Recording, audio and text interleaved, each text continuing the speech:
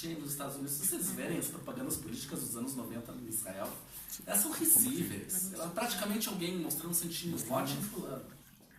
E o Bibi foi o primeiro que trouxe as técnicas de marketing grandes e fez, e mexeu, e de repente mudou todo esse cenário e ele ganhou as eleições. E essa foi a primeira eleição, você tinha perguntado, essa foi a primeira eleição em Israel que você votou para primeiro-ministro e para os partidos de uma maneira separada. Decidiram depois que isso não foi uma boa ideia, porque foi um governo muito conturbado, foi muito difícil fazer uma coalizão e muito pouca coisa saiu disso, eles desistiram dessa ideia. A ideia voltou depois para ser largada depois de novo. E daí o Bibi caiu, e daí veio o Barak, e daí ping-pong até os dias de hoje. Os dias de hoje acontece o seguinte, o Bibi está no governo já faz 10 anos, sem contar da primeira vez que ele já esteve, em 96, e ele é o chefe do Likud. O Likud hoje é talvez um dos poucos partidos com cara de partido. Sabe, eles votam sempre juntos. Eles são extremamente bem organizados. Eles têm uma ideologia muito clara. Não sempre seguem essa ideologia, mas isso faz parte da política. Isso acontece com todos os partidos. E o Bibi sabe organizar uma campanha política, ele sabe organizar um partido e ele sabe organizar um gabinete de administração. Isso é bom. Isso é mal, porque o Likud ele tá dependendo do Netanyahu. Você não vê lideranças dentro do Likud levantando a cabeça. Cada um que levanta a cabeça 1 centímetro acima ele leva uma pauletada. Isso aconteceu com um camarada chamado Gidon Saar. Gidon Saar não chegou a apanhar. Como era o nome? Gidon Saar. Ele entendeu que ele vai ter a cabeça cortada e ele saiu, pediu para sair. Eu vou cuidar dos meus filhos, dos filhos pequenos, e saiu por alguns anos para voltar agora. Isso então é complicado a política dentro do Likud. E eu falo isso por quê? Porque você tinha me perguntado dos partidos pequenos, quantos partidos tem? Esse é um dos principais motivos pelo qual tem partidos pequenos, tantos partidos pequenos em Israel. Por que a política até agora eu contei que tinham 2 partidos, era esquerda, era direita, era tudo, seguia uma vez o outro, outra vez um, e de repente agora já não é mais assim. Esse é o principal motivo para terem tantos partidos pequenos de direita. Se eu acho que eu posso entrar na política, se eu acho que eu posso fazer alguma coisa, em vez de eu posso ou entrar no Likud, subir toda a escada, chegar lá em cima, levar uma paulada do... Ui!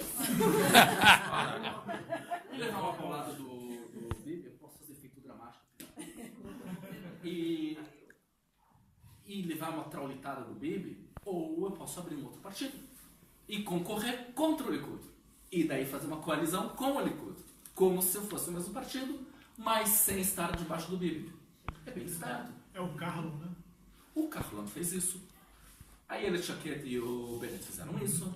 O Smotrich, eu não posso dizer que ele fez isso, porque na verdade é um partido, o Mafdal, que é o partido religioso, sionista, ele já existe há muito tempo, com outros nomes, com outras configurações, mas é mais ou menos a mesma coisa, já existe há muito, muito, muito tempo.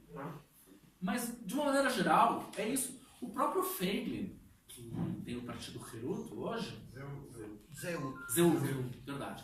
Ele próprio já fez parte do Likud.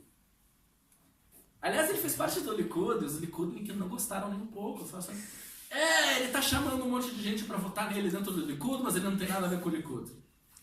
Interessante, ele é mais parecido com o Likud do que o... O Likud original.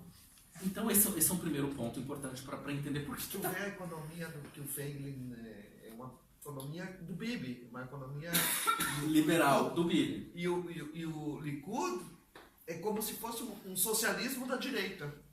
É mais ou menos isso. É mais ou menos isso. O Feiglin, então, é um exemplo de partidos. Por que está se desfacelando dessa maneira? O segundo motivo tem a ver com a bandeira da esquerda. Desde que o Rabin morreu, a esquerda ficou sem narrativa. Tá, queremos 2 países para 2 povos.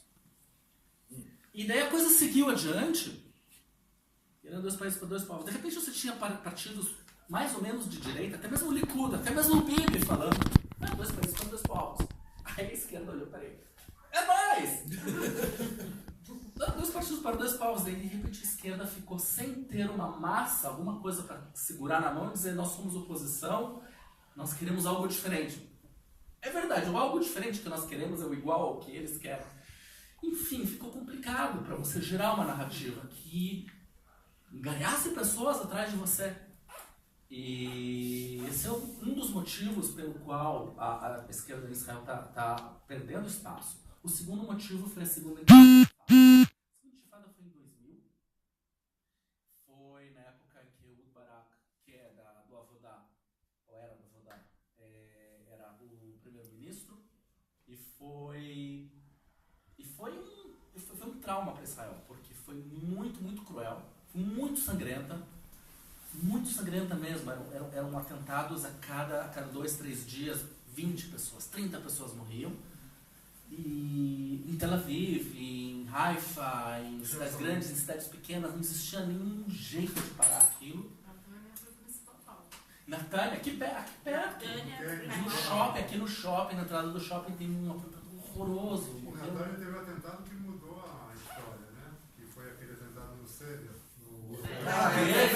Nossa, esse foi ali que o Sharon ganhou as eleições dele. Não, começou o Mitzah ali. Sim, mas foi ali que ele ganhou a justificativa, a força política para fazer o que ele fez. Mas, e daí, a partir da intifada, ficou a frase, não temos com quem conversar. O outro lado não quer conversar com a gente. Porque quem que estava mandando esses atentados? Era o próprio Arafat, era o próprio cara que tinha assinado o Acordo de Oslo. Peraí, o que você quer? Você quer um país? Você quer negociar? Você quer guerra? Não ficou claro. E a esquerda ficou sem ter esse trunfo de ter, não, nós temos negociação, nós vamos fazer um país, vai ficar que nem no Egito, que nós fizemos paz, e que, veja só, eles eram nossos inimigos e fez paz. E de repente parou de acreditar nessa possibilidade, cada vez menos. Esses são mais ou menos os motivos que mostram por que o cenário político está tão complicado do jeito que ele está. E mais um motivo tem a ver com a Hassimah, que é a cláusula de barreira. A cláusula de barreira já existia, mas ela ficou muito mais alta. Aliás, quem criou a lei para aumentar a cláusula de barreira foi o próprio Lieberman, um dos que vai sofrer com a cláusula de barreira agora, porque ele achou que assim ele ia evitar dos partidos árabes entrarem na Knesset. E os partidos árabes se uniram numa lista única e eles sim passam e o Lieberman provavelmente não vai passar. O que acontece? Quando você vê uma pesquisa, a pesquisa dá uma margem de erro de 3,6, 3,5 da população. E a cláusula de barreira é 3,25. Isso significa que não tem como você saber que os partidos pequenos realmente entraram ou não. E eu disse que quando o partido não entra, os votos não são contabilizados, eles são jogados fora. Isso significa que você muda completamente todo o cenário por causa de um partido. São 4 cadeiras que vão ou que vêm. Então ninguém sabe como é que estão as coisas. E essa é a dança. Eu vou falar só mais um pouquinho sobre um assunto importante que é as investigações contra o Bibi. O Bibi está sendo investigado em 2, ele está sendo indiciado, ele foi investigado em várias ações, está sendo indiciado em 2 casos. Um é o caso de que ele tentou comprar uma relação com um site de notícias. Como ele dava apoio a várias leis que iam ajudar esse site, e por outro lado o site ia ajudar ele nas campanhas, falando mal dos seus inimigos e ajudando a família. E o outro caso é o caso em que ele queria ajudar um jornal, o Yediot Aharonot, a fazer, mudando a regra de distribuição do jornal do Israel Hayom, que é um jornal pró-Bibi, que ele mais ou menos tem em mão, ele pode controlar o que acontece ali. E agora ele está sendo investigado mais um caso novo, que é um caso de que ele comprou ações de uma determinada empresa que tem a ver com submarinos e que ele comprou por muito barato. vendeu por muito caro e por final das contas aquilo tem a ver com submarinos e não tem a ver com submarinos. Isso é novo, a gente vai estourar lá para frente, mas as evidências são muito, muito sólidas. Nos dois casos, os juristas dizem é sólido, não é brincadeira. A gente não está simplesmente, não é causa política. Ele realmente tem nós temos um caso contra ele e é muito sério. Vocês estão vendo as campanhas políticas acontecendo, ele está fazendo o que ele pode para entrar na Knesset e ver o que vai acontecer a partir disso. Independentemente da linha política dele. Por outro lado, nós temos um candidato novo, o Benny Gantz. Não é um político profissional, ele não fala como político profissional, isso é bem claro. Ele é o ex-chefe do exército de 4 anos atrás. Ele foi o general que entrou com as forças em Gaza em 2014 e ele fez ao longo da carreira dele uma série de coisas também. E ele se juntou, ele criou um partido, se juntou com um partido de outro general e com outro partido que é o Yesh Atid, que já estava na Knesset, e formaram o Kahol Lavan, que é um partido que ele tem uma série de propostas e que nenhuma delas eu entendi até agora. Vocês estão todos convidados a entrar no site deles e ler e ver o que está pegando. E eles formam hoje o maior grupo de posicionamento contra o Likud. Mais ou menos eles estão par a par. O Kahol Lavan, o azul e branco, hoje tem 31 cadeiras, contra o Likud, que tem 29 e 28, ou seja, estão muito próximos. Mas o grupo em que o Kahol Lavan poderia se juntar para formar uma coalizão é menor do que o grupo que o Likud poderia se juntar para formar uma coalizão. Então, há suspeitas de que, quem sabe, depois das eleições, os dois partidos se juntem e formem uma coalizão única. Mas isso é especulação, a gente só vai saber daqui a 2 semanas.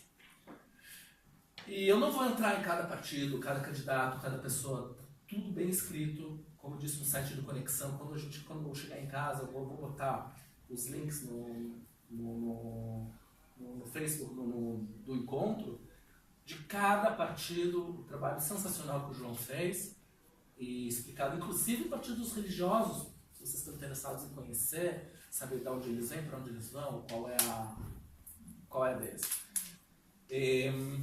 Então não vou entrar em cada partido, acho que eu falei mais ou menos da relação entre os partidos, o que cada um quer.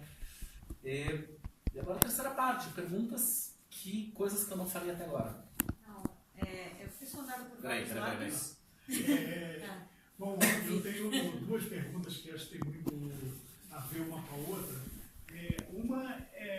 Eu queria te perguntar se você acha que não mudou a cabeça do israelense dos anos 80, 90 para hoje. Eu acho que, eu tenho a impressão que o israelense médio, mais jovem, tudo pensa diferente hoje em termos de religião, em termos de do que ele quer para Israel. Então eu tenho a impressão que a cabeça das pessoas, na média da população, está diferente do que estava há 20, 30 anos atrás. E talvez o Bibi esteja sabendo usar isso muito bem, e ele também existe um eleitorado mais próximo desse tipo de ideia que ele joga para lá, joga para cá. E a segunda era te perguntar essa questão do Kahol Lavan e do Bibi, aí do Likud, né? Você diz o seguinte: bom, o Bibi tem, eu estou vendo muito isso, todo mundo fala isso, não, que o Bibi tem mais apoio de partidos, mas eu acho que, já que a gente está falando que o Kahol Lavan ainda não fechou exatamente qual é a plataforma dele, comprar o apoio dos Haredim não é difícil, já que os Haredim já apoiaram a esquerda, já apoiaram a direita, enfim, eles querem as coisas que eles querem, e qualquer partido que tiver, vamos dizer assim, por que considerar os Haredim do lado do Bibi garantido? Não é. A não ser que ele tenha assinado alguma coisa impossível do outro lado. Mas se não, o outro vai dizer, custa quanto? Você quer o quê? Mais um ministério, mais não sei o quê, quer mais dinheiro para estivar, eu dou. Beleza, é resolvido. E outro, por exemplo, é o Carlon. O Carlon é um partido mais ou menos liberal que poderia também se juntar com o Kahol Lavan. Sem falar da hipótese dos dois juntos, eu vejo que o Gantz, por exemplo, se conseguir mais votos, ele teria chance de quem sabe até com o Bennett, por exemplo. Por que não? Tá, duas perguntas são difíceis. A primeira resposta mais judaica que eu consigo pensar: sim e não. Essa é bem judaica. Sim, os tempos mudaram. Vários traumas se adicionaram na história de Israel desde os anos 80. Você tem mais quantas guerras, e você tem os palestinos de repente se tornaram uma organização muito mais mundialmente reconhecida e organizada e com fundos, e você tem o Irã e mais uma série de coisas. E as guerras que Israel quase perdeu, que é a guerra do Yom Kippur, e você tem a guerra do Líbano, que foi uma tragédia. Todas essas coisas contam para mudar. A balança religiosa em Israel às vezes pende para cá, às vezes pende para lá, e está sempre se mexendo. Então, claro que é uma mudança. Por outro lado, não. É impressionante você ver um discurso, você ler um discurso da Golda Meir e você não pensar na Miri Regev. Ela era feroz e ela falava com ódio a respeito dos árabes e dos palestinos. Ela era do Avodá, ela era da esquerda. Eu inventei uma teoria que eu ainda tenho que confirmar ela, que o israelense gosta mesmo de votar no Likud. O problema é que o Likud, cada época, é outro partido. Na época que o Likud era o Avodá, na época da Golda Meir, votava na Golda Meir. É uma maneira de pensar politicamente de força militar, força nacional, não nacionalista, força nacional. Nacionalismo sim, isso sim. Nacionalismo, da maneira como você vê hoje, como o Leavá, que é um grupo fascista, isso é novo, isso não existia. Ou construir o terceiro templo, esse tipo de coisa, isso é novo. Isso é extremamente novo. Isso é dos últimos 5 anos. Isso não existia. A segunda pergunta... Qual era a segunda pergunta? Assim, o Carol Lavar. Ah! O apoio. Vou ser bem chato, vou dizer sim e não. São perguntas complicadas. Por quê? Sim, porque política é política e tudo pode acontecer. Evidente, evidente. E, inclusive o Bennett é amigo do Lapid. É possível que eles já estejam conversando. Isso é extremamente possível. Já por outro lado, os Haredim é um problema. Eles estão muito comprometidos com o Likud. Muito comprometidos, e eles têm um certo medo do Lapid. É uma resposta curta, porque eu quero seguir adiante. Sim. Não, não é. Tem duas também. Uma é uma... Vamos fazer assim, ó. 2 fáceis ou uma complicada. Não, assim. Essas duas fáceis. Que é da Keno, que eu recebo em e-mail direto, gente vindo na praia pegar assinatura, mas não é um partido, até onde eu sei, não vi plataforma, é um movimento pela transparência, etc., mas o que fazem com esses dados é uma coisa meio misteriosa ainda, que eu não entendi. Já vou responder, eu não sei. Tá. Não sei, eu tenho que ler a respeito deles. Eu sei que eles são uma organização não governamental, eles têm determinados assuntos que eles gostam de falar a respeito, mas eu não sei mais que isso. Me pareceu assim, lobbies do governo, é uma plataforma, eles são lobistas na Knesset. Tá. É isso que eu conversei. Sim, mas eles estão de... O que eles querem? Eu não sei qual a plataforma deles. É um partido, provavelmente. Não, eles são uma organização não governamental. Eu não sei exatamente qual é. me deu a impressão que você algo atuando como ONG agora, mas que estaria talvez sendo um partido de informação, talvez, né, construindo isso, não sei. Não, aqui em Israel eu vou responder de uma maneira mais genérica. Aqui em Israel é muito comum movimentos não governamentais, apartidários, mas políticos. Eles não querem ser partidos, eles querem se envolver na Knesset e fazer movimento dentro da Knesset. Existem vários deles, alguns são sensacionais, existem alguns a favor da democracia, existem outros para se escrever uma Constituição Esse é o objetivo de uma Constituição. Para ter transporte público no Shabat, para mães. Tem inclusive um Haredi que é para mães que querem abortar, para não abortarem e darem as crianças para adoção. Uma série de movimentos desse tipo, de esquerda, de direita, de todo o leque político. A segunda pergunta, obrigada. A segunda é com relação ao Likud. Então, assim, você falou, né, um partido extremamente organizado e tudo mais, tá? Agora, assim, a gente vê que o Bibi acabou acumulando ministérios, né? Quantos ministérios é possível acumular? Como é que é a lei para isso?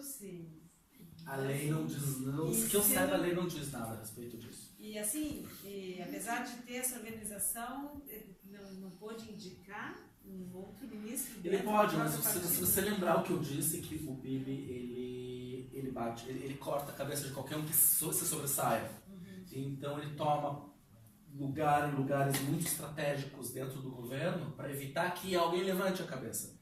Isso está muito claro desde 2015, que é o momento que ele começou a se sentir muito ameaçado dentro do Likud. Ele veio fazendo isso mais e mais. Eu acho que ele bateu o recorde. O recorde antes dele estava com Ben-Gurion. Ele bateu o recorde, 5 ministérios. Isso não... O que sim teve... Chegou até quanto? 4? Ele chegou até 3, se não me engano. O que sim teve é que o Supremo Tribunal deu ordens para o Bibi que ele tinha que tinha que deixar de ter centralizar quase que o governo nas mãos dele. Então ele agora, antes de viajar para os Estados Unidos, ele colocou, não me lembro, o Katz como ministro do exterior. E teve mais um, eu acho que ele colocou. Ele tinha até uma estrada clitá com ele, quando alguns ministros renunciaram, então ele colocou. O Lieberman saiu, até uma estrada clitá ficou nas mãos dele, aí ele colocou outra pessoa. Então, eu acho que poderia tocar um pouquinho sobre o poder do Supremo aqui, que é bem diferente do Brasil. Ok, vou falar sobre isso. Pode ser interessante porque tem o Bagatz também. É uma pauta que vem se falando bastante a respeito disso, por coincidência também no Brasil. No Brasil por outros motivos, mas também. Na verdade, isso se fala em todas as democracias. Tá? Isso é um assunto que me interessou muito, eu cheguei a ler bastante a respeito disso. A briga entre o poder judiciário e o poder executivo existe desde 1600 e qualquer coisa. Tá? Não se chegou a um consenso onde que o governo, que os legisladores podem intervir e criar leis fora da Constituição e até que ponto pode o judiciário cortar as leis que os parlamentares, que foram eleitos pelo povo, criaram. Então isso no Brasil se fala muito, porque vários posicionamentos do Supremo vieram em cima de leis que não foram criadas pelo Congresso. Aqui aconteceu a mesma coisa. Na maior parte das vezes aqui aconteceu o contrário. O Supremo, o Bagatz, não deixar passar determinada lei que foi votada porque é anticonstitucional ou por uma série de motivos legais. Isso começou a ficar muito sério lá pelos anos 90, com um cara chamado Aharon Barak, que ele era um juiz, era o chefe do Bagatz, um jurista muito, muito experiente, e ele começou o que se chama hoje em Israel, se vocês ouvirem falar do assunto, a revolução judicial. Foi na época dele. Ele adicionou os direitos humanos dentro das leis básicas de Israel, coisa que não foi a Knesset que votou, foi ele que decidiu, mais uma série de coisas, e ele começou a ficar muito forte nesse aspecto. E hoje se fala muito, justamente porque o governo é mais de direita, e diz, não, peraí, vocês estão cortando a possibilidade do exército fazer determinadas ações. É aquela coisa que o Bennett falou, que as pessoas hoje em dia os soldados hoje em dia têm mais medo dos juristas do que do inimigo. Diz que eu não tô.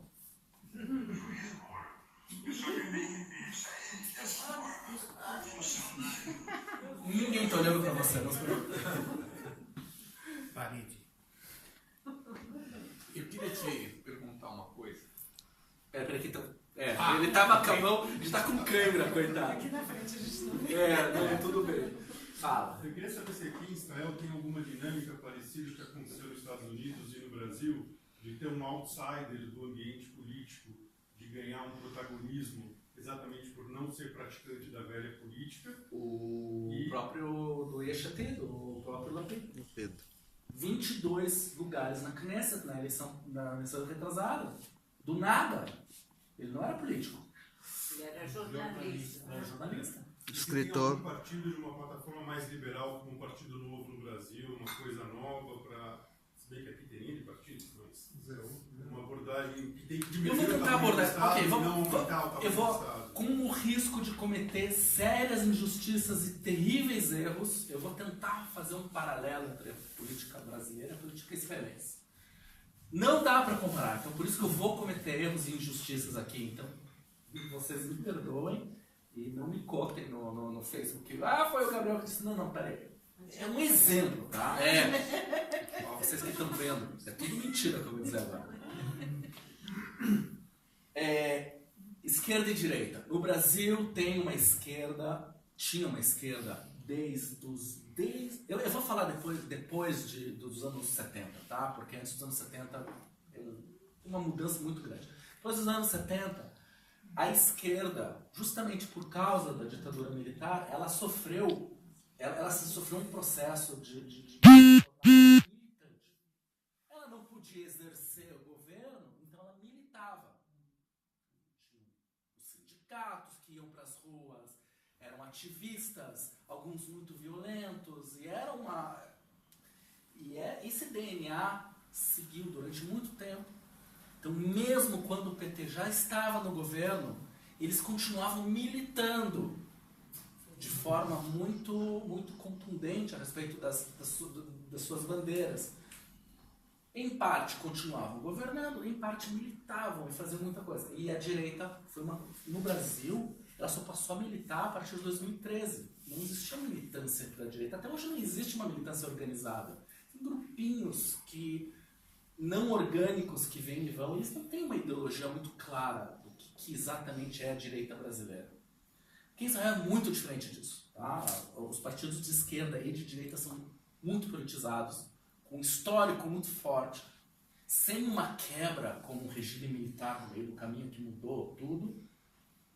Então você tem a direita revisionista que vem da época de Jabotinsky. Você vai entrar lá no Beit Likud, tem uma foto do Jabotinsky lá. Eles lembram quem era Jabotinsky, o que ele falava. E eles têm uma visão muito... Sabe que eles são parecidos com os republicanos nos Estados Unidos, mas os republicanos dos anos 80, os originais, aqueles que foram economia liberal, processo de quanto menos governo melhor, separação entre Estado e religião. Esse era o Likud dos anos 80, 90. Só que política é uma coisa orgânica, então você muda a tua cara conforme a tua coalizão. E hoje em dia o Likud se tornou um partido que tem, que de forma alguma vai negar assistencialismo, até mesmo assistencialismo mau, assistencialismo bom, sistema de saúde. Não tem nenhum partido, minto, Feiglin tem, e mais algum outro partido diz, que diga que não tem que ter saúde pública ou educação pública. Uma coisa universal em Israel. Coisa que no Brasil é coisa de esquerdista. Aqui em Israel é um posicionamento claro de quase todos os partidos que correm. Inclusive os de direita. Inclusive o Likud, inclusive o Bibi. O Bibi é um neoliberal. Neoliberal não é uma palavra que diga nada. Ele é um liberal. Liberal no sistema econômico. Ele já foi ministro da Economia. Ele rachou com a aposentadoria, com benefícios. Ele fez uma limpa. A verdade é que ele precisava ser feito, mas ele foi bem cruel. Ele foi muito duro e funcionou sim. Foi dolorido e até hoje existe um gap, uma diferença entre pobres e ricos em Israel, que é um dos maiores da OECD. Então é um problema sério que Israel tem que enfrentar e tem dinheiro para isso, tem força política para isso e vários partidos apoiam fazer esse tipo de coisa. Esquerda em Israel, esquerda e direita em Israel, portanto, ela tem muito mais o sabor, a questão da defensibilidade de Israel do que econômico-social. Você tem partido como o Mafdal, que na verdade é o partido do Smotrich, desse pessoal, eles, e o Lieberman também diz isso, tem que anexar a Yehuda Shomron, a Cisjordânia. Tem que anexar. O que faz com eles, com os palestinos que moram lá, depende de cada partido. Existem partidos que dizem, o Likud original, inclusive o Ruben Livering, que é um cara de direita do Likud, diz, não, tem que anexar. E tem que dar cidadania para os caras. Tem que dar cidadania para os palestinos que moram lá. Anexa, dá cidadania, constrói um país vai dar tudo certo. Na opinião dele. Não é a minha opinião. O Likud, status quo. Vamos deixar como está. Como é que está? Não, deixa como está. Mas, não, como está. Esse é o posicionamento. Veja que um dos primeiros ministros que menos construiu na Cisjordânia foi o Bibi.